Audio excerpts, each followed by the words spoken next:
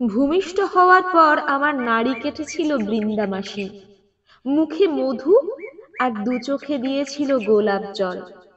তিনি স্বপ্ন দেখতেন একদিন বড় হয়ে নবজাতক মধুর ভাষণে মুগ্ধ করবে দেশকে, গোলাপের সৌরভে দেখবে পৃথিবী।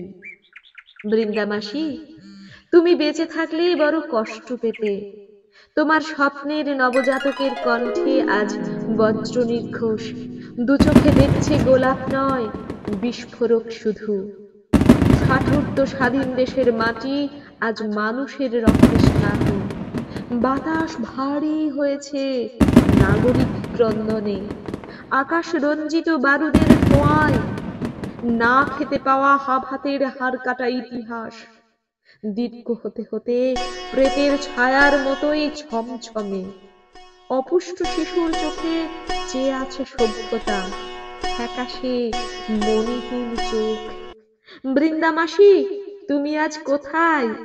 কোথায় তোমার প্রগাঢ় মধুর সুধাবিন্দু? কোথায় তোমার গোলাপ জলের স্নেহধারা? সদ্য কলেজে পা দেওয়া পবিত্রের গলায় ওরা ঢালছে ড্রাগের বিষ, নিরীহ বস্তিবাসীর চোখে গঙ্গা জল ছিটুচ্ছে বিহার পুলিশ। বৃন্দামাসী, তুমি ফিরে এসো।